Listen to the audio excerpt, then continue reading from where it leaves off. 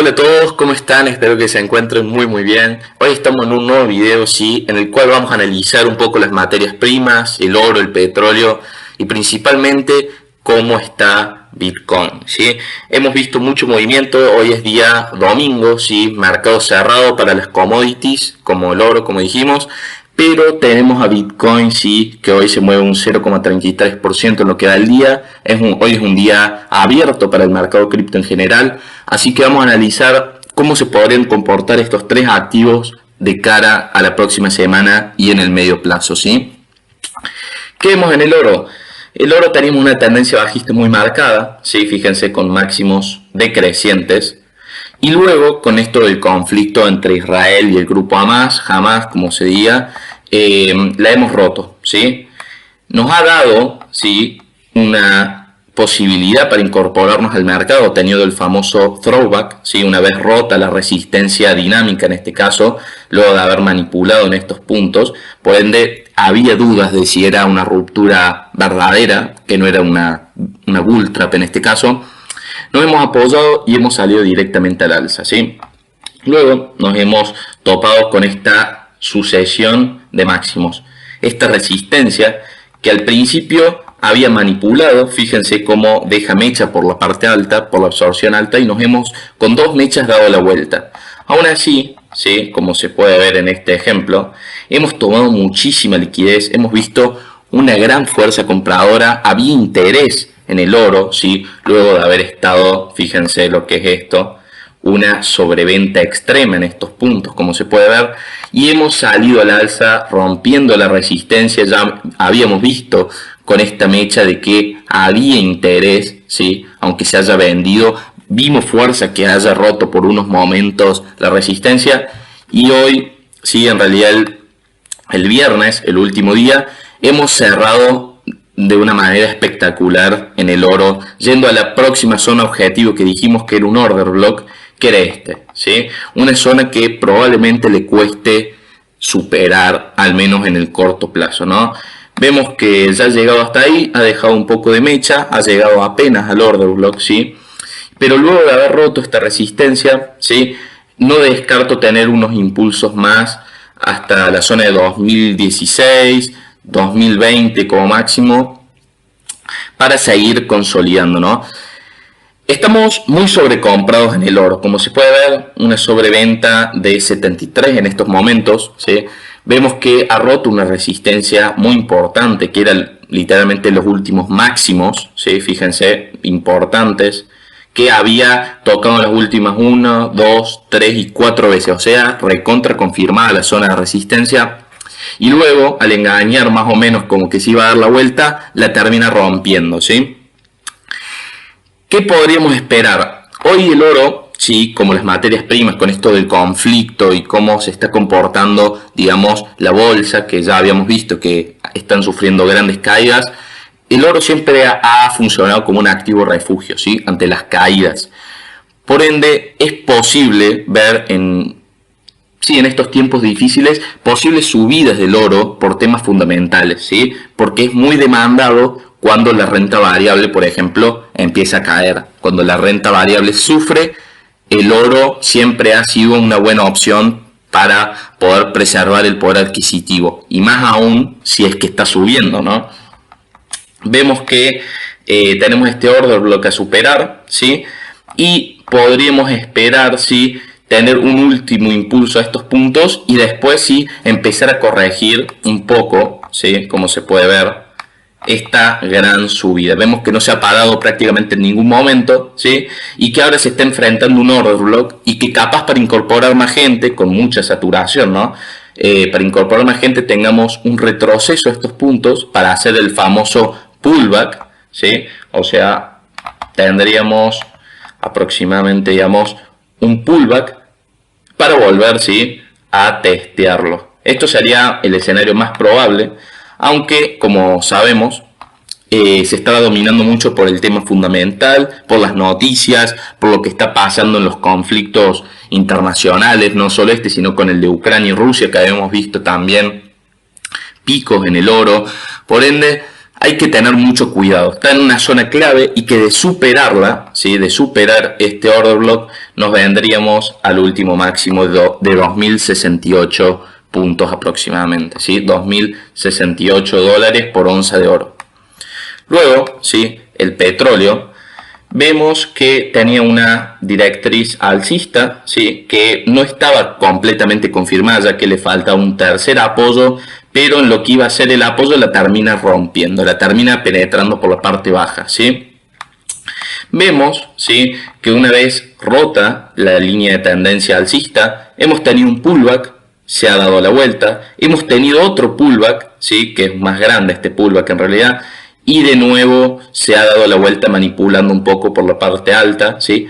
Pero hemos tenido un gran retroceso, fíjense, de un 2,5% en un día y luego de otro 2,8%. Por ende, vemos que el oro ha reconocido lo que es el análisis técnico y se ha dado la vuelta por encima del posible análisis fundamental. Sabemos que esta gran subida que viene del oro, ¿sí? Fíjense, desde los 67, se debe a que la OPEP, la Organización de Países Exportadores de Petróleo, ¿sí? Ha limitado lo que es la oferta, o sea, la producción de petróleo, la oferta se vio reducida, por lo que si se ofrece menos en ese sentido, si se exporta menos, significa que el petróleo es mucho más exclusivo, ¿sí? El petróleo vale más. ¿Por qué? Porque hay menos. En la escasez, ¿sí? También surge el valor, ¿no? Luego de haber roto, ¿sí? Como dijimos, la línea de tendencia, haber tenido dos pullbacks y darnos la vuelta, a pesar de que se podría caer más, vemos que hay un interés. ¿En qué sentido? En que tenemos un mínimo, ¿sí? O en realidad tenemos dos mínimos que son superiores al anterior. Por ende estamos viendo una sucesión de máximos, porque también fíjense, este máximo es superior al anterior. Por ende estamos viendo que a pesar de que está en etapa de lateralización, vemos que los máximos y los mínimos, ¿sí? Son crecientes. Fíjense, tenemos un máximo, otro máximo, tenemos un máximo acá, ¿sí? Y después tenemos otro máximo. O sea, estamos haciendo máximos y mínimos decrecientes en ese sentido, ¿no? Entonces, luego de un comportamiento errático en estos puntos, fíjense cómo tenemos velas envolventes todo el tiempo, lo más probable, sí, es ir a testear estos puntos. O sea, venirnos como he marcado acá. Lo más probable a cotas de 86, 87. Esto coincide también con el panorama de Israel y Hamas. Como dijimos, las materias primas se están viendo muy influenciadas por los conflictos, y no solo eso, sino por el tema de la renta variable en el caso del oro y la plata. Pero vemos ya un comportamiento de que no quiere bajar, y esto ya se empieza a ver por los máximos y mínimos ascendentes, ¿sí? Esto, sí, el problema de esto es que si no hace, ¿sí?, un máximo por encima del anterior, estaríamos ante una posible formación de hombro, cabeza y hombro. Por ende hay que estar muy atentos, ¿sí?, si es que se logra detener en esta zona tan comercial. Fíjense que este fue un order block en el cual, al perderlo, fíjense que lo pierde con mucha violencia, lo ha rechazado, acá manipulado por encima, pero se ha dado la vuelta. Por ende podríamos tener la famosa formación de hombro, cabeza, hombro, ¿sí? Y esto nos podría llevar, a través del análisis técnico, si es que lo respeta como lo ha respetado las últimas veces, a tener grandes caídas aproximadamente hasta mínimo los 77 dólares, que es aproximadamente donde perdería el neckline, ¿no?, de esta posible formación. Pero hay que estar atentos, como digo, a si es que hace un máximo decreciente, en realidad inferior con respecto al anterior, o si es que lo supera y esto quedaría invalidado. Aún así vemos que esta resistencia dinámica, que es la línea de tendencia ya perdida, a pesar de que no ha tenido tres contactos, ¿sí?, no ha tenido tres apoyos para que la valide, sí ha funcionado para verlo como una resistencia, ¿no? Finalmente, ¿sí?, para terminar, vemos Bitcoin. Vemos que Bitcoin, luego de una gran subida, ¿sí?, no hemos hecho más que consolidar, ¿sí? En realidad irnos un poco hacia abajo. Vemos que ha caído Bitcoin un 1% y luego otro casi 1%, ¿sí? Estas dos velas en roja en ese sentido. Pero aún así vamos a analizar un poco lo que es el corto plazo, ¿sí? Así que nos vamos a ir a gráfico de 4 horas y vemos, ¿sí?, que luego de esta gran subida, esta gran ineficiencia del precio, ¿sí?, este imbalance, hemos tenido lo siguiente. Hemos visto una gran saturación, ¿sí? Fíjense esto, máximos ascendentes, ¿sí?